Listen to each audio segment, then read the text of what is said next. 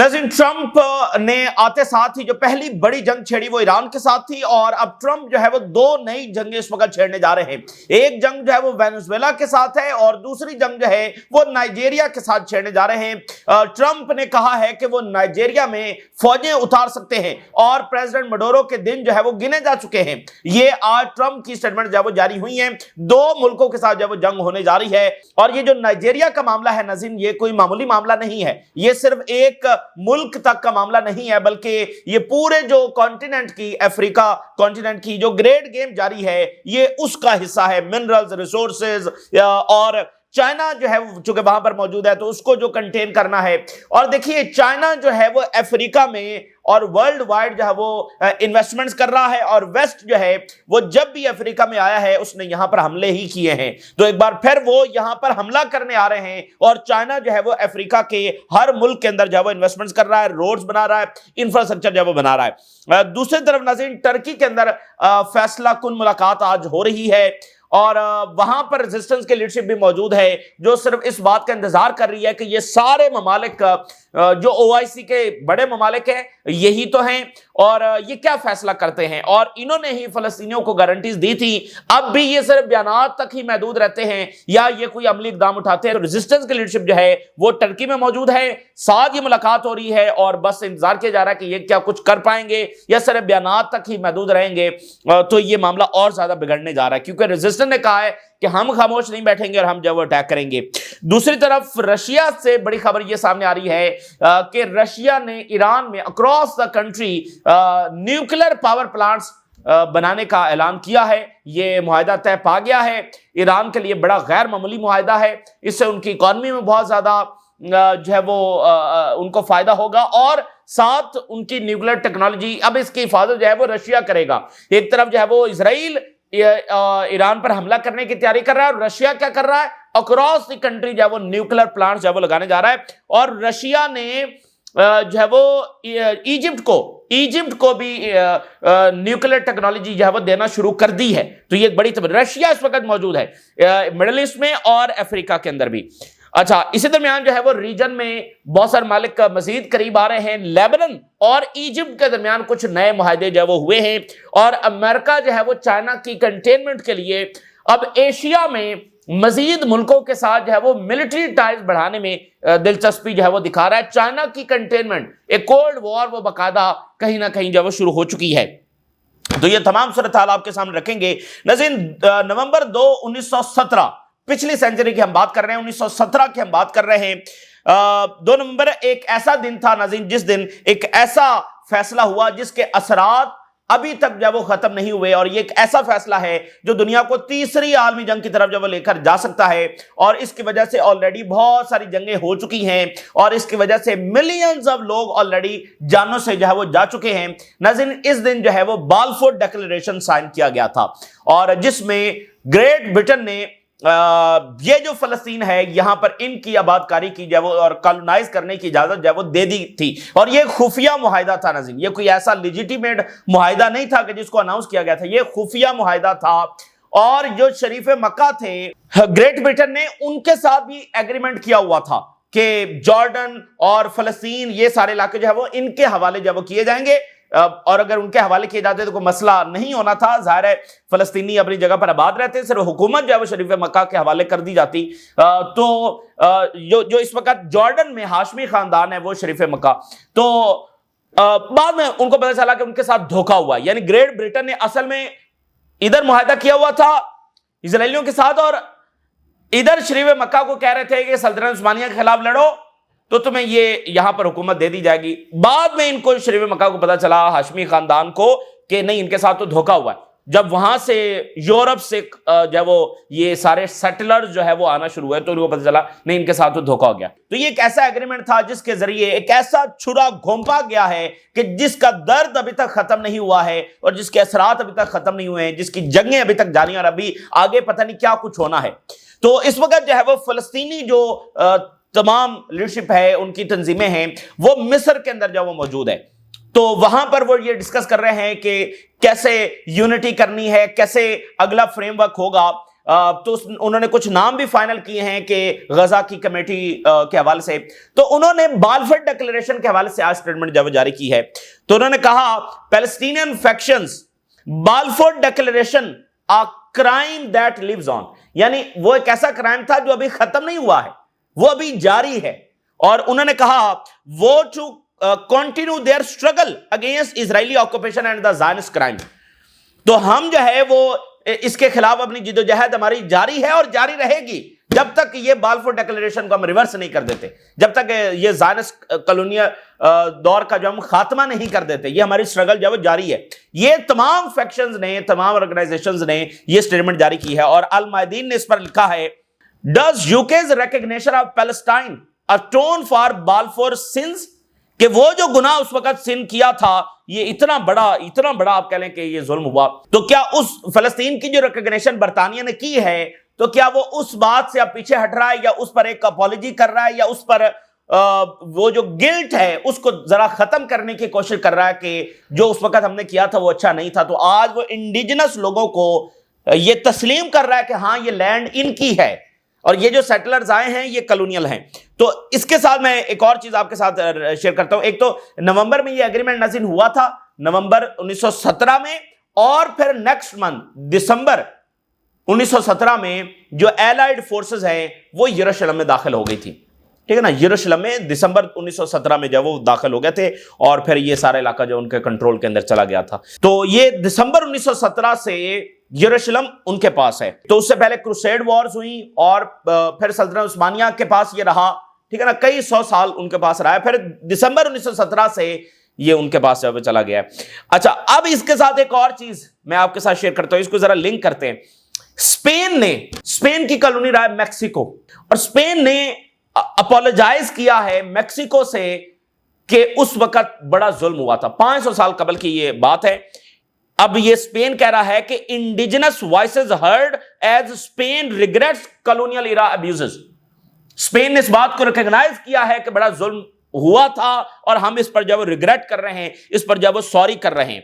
جو پین اور جو انجسٹس وہاں کے انڈیجنس لوگوں کو بھگتنا پڑا جب پورا براعظم امریکہ جو ہے اس کو کالونائز کیا جا رہا تھا.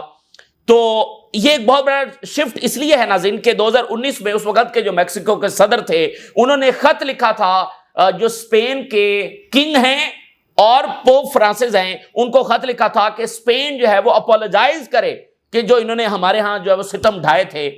تو اس پر جو ہے وہ آگے سے بڑا غصے کا اظہار کیا گیا تھا اسپین کی جانب سے, اور کہا گیا تھا کہ ہم نہیں کریں گے. اور انہوں نے کہا کہ یہ 500 سالہ پرانے واقعات ہیں, ان کو موجودہ دور کے تناظر میں جو وہ نہیں دیکھنا چاہیے, اور ماضی کا جو غصہ ہے وہ ہمیں چھوڑ کر جو وہ آگے بڑھنا چاہیے. لیکن اب جو ہے اسپین نے ذرا اپنی ٹون بدلی ہے اور پہلی بار اس بات کو ریکگنائز کیا ہے کہ وہاں پر انجسٹس ہوا ہے, ظلم ہوا ہے, اور ہم جو ہے وہ سوری کرتے ہیں. اب اس کا تعلق فلسطین کے ساتھ کیا ہے؟ فلسطین کے ساتھ اس کا براہ راست تعلق ہے. دیکھیے یہ جو ویسٹرن نیشنز ہیں جنہوں نے کالونائز کیا ہے مختلف قوموں کو جا کر, وہ کہیں نہ کہیں گلٹ میں ہیں اور سوری کر رہے ہیں. تو کیا برطانیہ بھی فلسطینیوں کے ساتھ جب وہ سوری کرے گا؟ اور میں آپ کو بتاؤں یہ جو اسپین والا معاملہ ہے, کولمبس کے بارے میں جو آپ سنتے ہیں کہ کولمبس نے جا کر امریکہ دریافت کیا تھا, ظاہر ہے ہسٹری میں اوپر نیچے چیزیں بتائی گئی ہیں. تو یہ جو کولمبس ہے ناظرین یہ اسپین سے روانہ ہوا تھا. اس کی جو جرنی ہے یہ اسپین سے ہوئی ہے. اسپین کے جو اس وقت کے کنگ تھے انہوں نے یعنی اس کے جہاز اس کو دیے اور اس کو پیسے دیے, یعنی اس کے جو سارا ٹرپ تھا اس کی جو پیچھے فنڈنگ ہے وہ اسپین کے بادشاہ نے کی ہے. اور یہ جو کولمبس ہے یہ اس وقت ناظرین ایشیا کا ایک نیا راستہ تلاش کرنے کے لیے جب نکلا تھا. ٹھیک ہے نا, اور چائنا کو ایکسیس کرنے کے لیے وہاں کے سونے کے بارے میں بہت سارے قصے جب وہ مشہور تھے. تو ایشیا, چائنا, یہ اس کے لیے ایک نیا راستہ تلاش کرنے کے لیے نکلا تھا, اور ہوتے ہوتے ہوتے یہ براعظم امریکہ میں جا پہنچا. ٹھیک ہے نا, براعظم امریکہ جو ہے ناظرین اس وقت اس کا رابطہ یہ والی جو دنیا ہے اس سے کٹا ہوا تھا. کئی 100 سال ہو چکے تھے کہ وہ دنیا الگ تھی, وہاں پر لوگ تھے, لوگ موجود تھے. حالانکہ ہسٹری میں یہ پڑھایا جاتا ہے کہ یہ ایک ایمٹی لینڈ تھی, ایسا ویسا کچھ نہیں تھا. لوگ وہاں پر موجود تھے, ان کا زمینی رابطہ اس دنیا سے کٹا ہوا تھا. جیسے اس وقت بھی دیکھیں تو براعظم امریکہ جو ہے اس کا کوئی زمینی رابطہ تو اس دنیا کے ساتھ نہیں ہے. تو میں بات یہ کر رہا ہوں کہ کولمبس جو ہے وہ وہاں پر گیا اور پھر یہاں سے یورپ سے جو سیٹلرز ہیں وہ وہاں پورے براعظم امریکہ میں، صرف یونائٹڈ اسٹیٹس آف امریکہ کی ہم بات نہیں کر رہے، براعظم امریکہ کی بات کر رہے ہیں، تو پھر انہوں نے بہت ساری وہاں پر کالونیز بنائی اور انڈیجنس لوگوں کو جس طرح سے مارا، تو وہ ایک بڑی دردناک ہسٹری۔ تو میکسیکو جو ہے وہاں پر ان کی انڈیجنس لوگوں کی ایک بڑی عالی شان پروقار ان کی ایک ریاست جو ہے وہ قائم تھی، اور وہ ایک سیکرڈ ان کی ریاست تھی، اور بڑی خوشحال پرامن بڑی اچھی اور خوشی والی زندگی جو ہے وہ گزار رہے تھے وہاں کے لوگ، ٹھیک ہے نا۔ تو اگر آپ ہسٹری پڑھیں تو آپ کو پتا چلتا ہے کہ وہاں پر وہ لوگ کتنے سادہ تھے اور کتنے خوش تھے، اور وہاں پر ایول کا تصور اس طرح سے تھا ہی نہیں، مطلب وہ اچھے لوگ تھے، مطلب اس دنیا سے وہ کئی گنا جو اچھے لوگ تھے۔ تو یہاں پر جا کر انہوں نے اس لیے ان کو جب تو سب سے پہلے جو کالونی وہاں پر بنانی شروع کی ہیں یورپینز نے، تو سب سے پہلے اسپین وہاں پر پہنچا ہے، تو میکسیکو میں کالونی جو ہے وہ اسپین نے بنائی ہے، اور یونائٹڈ اسٹیٹس آف امریکہ میں بھی یعنی اسپین سے سیٹلرز گئے ہیں۔ تو یہ ایک ہسٹری ہے۔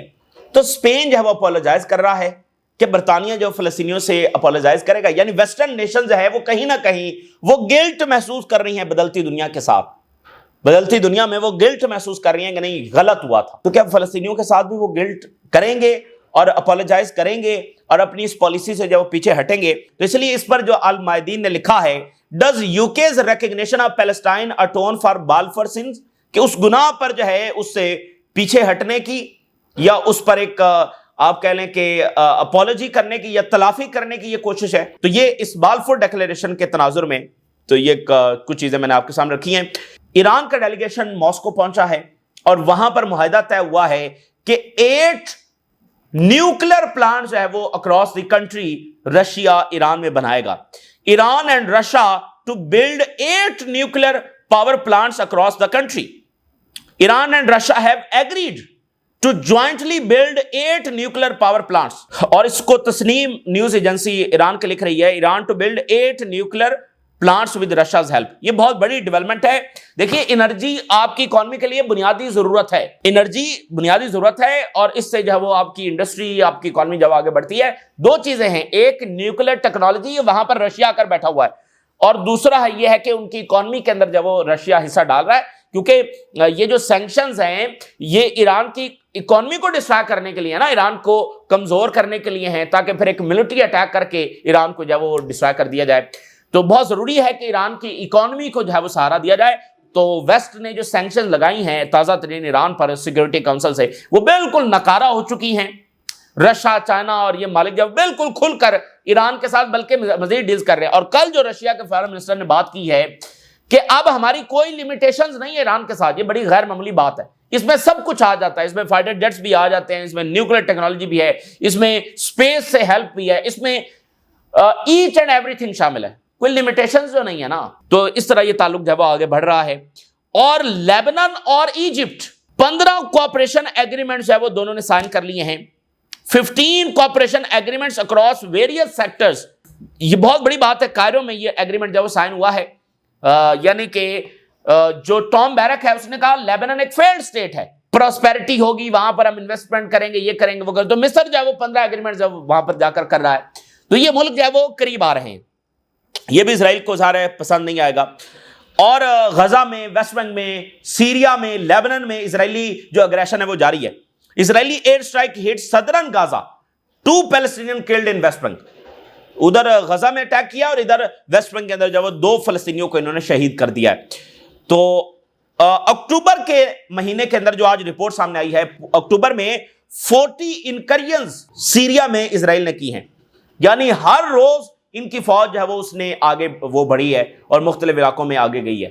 40 انکریشن صرف اکتوبر کے اندر ہوئی ہیں۔ اچھا، تو یہ ایک بات ہوگی۔ اب جناب علی، وینزویلا اور نائجیریا، ٹرمپ صاحب کی جو کچھ دیر پہلے سٹیٹمنٹ جاری ہوئی ہے، اس نے کہا ہے، ٹرمپ کی جو کچھ دیر پہلے سٹیٹمنٹ جاری ہوئی ہے، انہوں نے یہ کہا کہ امریکہ جو ہے وہ ٹروپس بھیج سکتا ہے نائجیریا میں، اور ایئر سٹرائکس وہاں پر کر سکتا ہے، زمینی فوج بھی بھیج سکتا ہے اور ایئر سٹرائکس بھی وہاں پر جب وہ لانچ کر سکتا ہے۔ اور پھر انہوں نے کہا کہ جو نکولس مڈورو ہیں، his days are numbered۔ یہ سب سے خطرناک ترین سٹیٹمنٹ ہوتی ہے، خطرناک ترین سٹیٹمنٹ ہوتی ہے، یہ اعلان جنگ ہے جو آلریڈی ایک طرح سے ہو چکا ہے، لیکن اب یہ تو بالکل انتہا ہو گئی نا، کہ ایک سپر پاور جو ہے جو ایک ملک کو گھیر چکی ہے, وہاں پر فوجی بغاوت کروانے کی کوشش کر رہی ہے, اور آپ کو پتا ہے پریزیڈنٹ مڈورو کے سر پر $50 ملین کا انعام بھی رکھ دیا ہے تاکہ کوئی بھی سربراہ اٹھے اور اس کو جب وہ اسیسینیٹ کر دے, اور ساتھ اس کو کہا جا رہا ہے کہ تمہارے دن جب وہ گنے جا چکے ہیں. تو یہ جنگ نہیں ہے تو اور کیا ہے بھائی؟ جنگ ضروری یہ نہیں ہو زمینی فوج اتاری جائے تو جنگ ہو. خانہ جنگی کی طرف دھکیلنے میں انہوں نے کوئی کسر چھوڑ دی ہے, اس کو محاصرہ کر لیا ہے, اور اندر جو فورسز ہیں ان کو پوری طرح سے یہ فنڈ کر رہے ہوں گے کہ یہ وہ تختہ الٹ دیا جائے. تو اب اس کو کہا جا رہا ہے کہ تمہارے دن جو ہے وہ گنے جا چکے ہیں. ایک لیجیٹیمیٹ پریزیڈنٹ, اس کو کہا جا رہا ہے تمہارے دن گنے جا چکے ہیں. تو یہ ہے جناب علی امریکہ کی دنیا. Trump thinks Maduro days are limited while claiming no war with Caracas یعنی وینزویلا. پہلے تو میں نائجیریا والا معاملہ آپ کے سامنے رکھتا ہوں. نائجیریا کی گورنمنٹ کا رد عمل آیا, جو امریکہ نے, ٹرمپ نے یہ کلیم کیا کہ وہاں پر کرسچن جو ہے وہ مارے جا رہے ہیں, تو اس پر نائجیریا کی جو گورنمنٹ ہے ان کا رد عمل سامنے آیا ہے. انہوں نے کہا ایسی کوئی بات نہیں, اور باقی بھی جو سورسز ہیں ان سے جو بات سامنے آ رہی ہے, جو امریکہ کلیم کر رہا ہے یہ بالکل ویسا ہی کلیم ہے جیسے وہ وینزویلا کے بارے میں ڈرگز کے حوالے سے کر رہے ہیں, اور یہ ویسا ہی کلیم ہے جو انہوں نے ویپن آف میس ڈسٹرکشن کے حوالے سے کیا تھا, یعنی صرف ایک جواز. اچھا اب آپ ذرا دیکھیے نائجیریا ایک ساحلی ملک ہے اور اس کی بہت اسٹریٹجک امپورٹنس ہے. اچھا نائجیریا میں 50% جو پاپولیشن ہے وہ کرسچن ہے, 50% جو پاپولیشن ہے یعنی آدھی کرسچن ہے اور آدھی جو وہ مسلمان ہے. پچھلے کئی سالوں میں وہاں پر بہت زیادہ کچھ آرگنائزیشن جو ایکٹیو رہی ہیں اور انہوں نے بہت سارے لوگوں کو مارا ہے, اور سب سے زیادہ اگر ریلیجن وائز دیکھا جائے تو وہ مسلمان مارے گئے. یعنی امریکہ کچھ اور کلیم کر رہا ہے, اصل میں جو وہاں پر مارے گئے وہ مسلمز ہیں, اور وہ بھی کچھ سال پہلے تک وہاں پر حالات بہت خراب تھے, اب ذرا بہتر ہے. اور آج وہ نہیں ہو رہا جو آج سے 10 سال 15 سال 6 سال 5 سال پیچھے چلے جائیں تو ہو رہا تھا, آج حالات بہتر ہے. اور پیچھے بھی جو لوگ مارے گئے ہیں وہ سارے ظاہر ہے کہ نائجیرین نیشنل تھے. اگر ریلیجن وائز دیکھیں, اگر مذہب درمیان میں آ گیا ہے, وہ کہہ رہے ہیں کہ کرسچن مارے گئے, تو ریلیجن وائز دیکھیں تو تمام سورسز یہ کنفرم کر رہے ہیں کہ نہیں, وہاں پر تو اصل میں مسلمز مارے گئے. تو یہ تو معاملہ بہت ہی گڑبڑ ہے. یعنی وہ کیا جواز بنا کر جو کہ اس کی ریالٹی نہیں ہے اور وہ یہاں پر آ رہے ہیں, تو اصل میں یہ اسی گریٹ گیم کا حصہ ہے. منرلز, ریسورسز, چائنا, رشیا, یہ سارا اسی کا حصہ ہے, کیونکہ جو ساتھ ساتھ ممالک ہیں وہ بڑے امپورٹنٹ ہیں, اور پھر یہ ساحلی ملک ہے. ٹھیک ہے, تو یہ ایک جنگ وہ چھیڑنے جا رہے ہیں.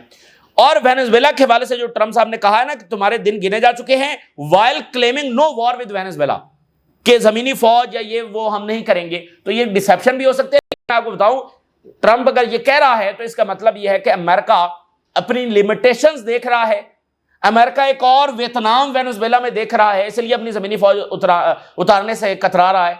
پھر تو بات یہی ہے نا, تو وہ اصل میں مڈورو کو اسیسینیٹ کر کے, فوجی بغاوت کروا کے, کچھ بھی ایسا کر کے, یعنی فل سکیل انویژن سے وہ بھی گھبرا رہے ہیں. ان کو بھی پتا ہے یعنی کہ اس کا نتیجہ کیا نکل سکتا ہے. تو اگر پریزیڈنٹ مڈورو اس کو سروائیو کر جاتے ہیں, اور رشیا, چائنا, ایران ساتھ کھڑے ہو گئے ہیں, اصل تو رشیا اور چائنا ہیں, ظاہر ہے کہ ایران کی اتنی پاور نہیں ہے, تو اگر پریزیڈنٹ مڈورو اس کو سروائیو کر جاتے ہیں تو پھر امریکہ کی طاقت کتنی زیادہ مزید ڈیمیج ہوگی. تو یہاں پر تو انہوں نے ایک فل سکیل وار وینزویلا کے ساتھ ڈکلیئر کر دی ہے, کہہ دیا کہ تمہارے دن جب گنے جا چکے ہیں, بوریا بسترا گول کر لو. تو یہ تو ایک بہت ہی خوفناک بات ہے. اور اس وقت پورا ریجن امریکہ نے اکٹھا کر دیا, یعنی لیٹن اور کریبین تمام نیشنز جو ہیں 2-4 کو چھوڑ کر وہ اکٹھی ہو گئی ہیں. اور کولمبیا کے جو صدر ہیں انہوں نے ڈیفینڈ کیا ہے, وہ سویڈن سے فائٹر جیٹس خریدنے جا رہے ہیں, اور امریکہ کے F-16 انہوں نے خریدنے سے انکار کیا ہے, اور اس ڈیل کو انہوں نے جب وہ ڈیفینڈ کیا ہے اور تنقید کا نشانہ بنایا ہے امریکن پریشر کو. اور پھر یہ دیکھیے, امریکہ ایشیا کے ایک ملک کے ساتھ ملٹری ٹائز بڑھانا چاہتا ہے چائنا کو کنٹین کرنے کے لیے, اور اس ملک کا نام ہے ویتنام. ویتنام وہی ملک ہے جس پر انہوں نے اٹیک کیا تھا, اب اس کے ساتھ ملٹری ٹائز بڑھانا چاہتے ہیں. کس لیے؟ چائنا کو کنٹین کرنے کے لیے. یہ ہوگا نہیں. سوویت یونین کی جنگ اور تھی, چائنا کی جنگ اور ہے, وہ دنیا اور تھی, یہ دنیا اور ہے. ویتنام کے ساتھ بہت اچھے تعلقات ہیں چائنا کے, اور چائنا کے صدر نے ویتنام کا دورہ کیا تھا, اور اس وقت ان کا جو سب سے بڑا نیوز پیپر ہے اس میں ایک اوپیڈ بھی لکھا تھا, اور اس میں انہوں نے لکھا تھا کہ کیسے ویسٹرنرز یہاں پر آئے اور انہوں نے کالونی بنائی. پھر امریکن جنگ کا بھی انہوں نے ذکر اس اوپیڈ میں کیا, اور بتایا کہ کیسے ہم ویتنام کے ساتھ جب وہ کھڑے رہیں. تو یہ پاسبل نہیں ہوگا. اور ویسے بھی ویتنام جو ہے وہ اس کا جو را مٹیریل آ رہا ہے وہ چائنا سے آ رہا ہے, تو چائنا کے خلاف وہ نہیں جا سکتا. سوڈان کے حالات بہت خراب ہیں, اور یہ آج رپورٹ آئی ہے 300 وومن الفشر میں ماری گئی ہیں. 25 ومن کے ساتھ ریپ ہوا ہے جو ریکارڈ کے اوپر ہے, پتہ نہیں اس سے زیادہ کیا کچھ ہوا ہے. اور وہاں پر بینڈ جو نرو گیس ہے, نرو گیس وہ الفشر میں انہوں نے جب استعمال کی ہے, اور اس کے پیچھے مڈل ایسٹ کے ایک ملک کا نام جو ہے وہ آ رہا ہے, اور سوڈان بھی اس پر الزام لگا رہا ہے, اور وہ اس سے پہلے عالمی عدالت میں بھی جا چکا ہے اس کے خلاف جینوسائیڈ کا کیس لے کر. تو اس ملک نے اظہار ہے یہ اس کی پالیسی نہیں تھی. دیکھیے آپ کا کوئی تعلق ہی نہیں ہے, آپ کدھر بیٹھے ہوئے ہیں, سوڈان کدھر ہے, آپ صرف ریسورسز کے لیے اور مطلب اس چیز کے لیے آپ وہاں پر جا رہے ہیں اور یہ ساری فنڈنگ کر رہے ہیں. ایک تو ہے نا کہ آپ کا بارڈر ایشو ہے, آپ کا ایک ہمسایہ ملک ہے جس کے ساتھ آپ کی پھڈے ہیں, دشمنی ہے, جنگیں ہیں, اس کے خلاف اظہار جینوسائیڈ تو نہیں آپ کر سکتے, لیکن آپ ایک جنگ پراکسی وار کو چلاتے رہتے ہیں. یہاں پر تو کوئی تعلق ہی نہیں ہے. تو یہ صرف ایک دولت کے لیے, منرلز کے لیے, انفلوئنس کے لیے یہ سارا کچھ کرنا اور ان کو زیب نہیں دیتا تھا. تو بہرحال اب اس ملک کے خلاف کافی زیادہ بات جو ہے وہ عالمی منظرنامے میں ہو رہی ہے. تو یہ اس وقت کی تازہ ترین صورتحال ہے جو آپ کے ساتھ شیئر کی. آپ نے رائے ضرور آگاہ کرنے اجازت دیجیے. اللہ حافظ.